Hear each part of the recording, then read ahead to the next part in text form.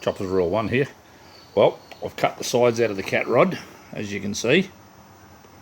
I've cut them out the way I want them. And I've cut all the front out of here, so this is all open now. What I've done, and it's only a prototype at this stage, but this is going to be the mesh to go around it. Now, what I'm going to have to do, you can see those little blue lines there.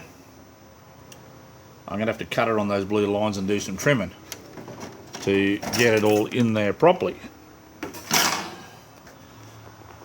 So yeah, that'll work, and I've only got 6 days to do this. It's a Sunday now.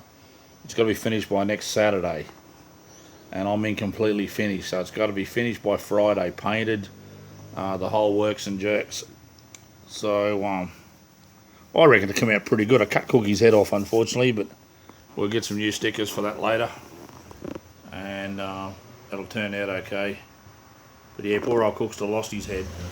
Oh well. So I'll get that organised.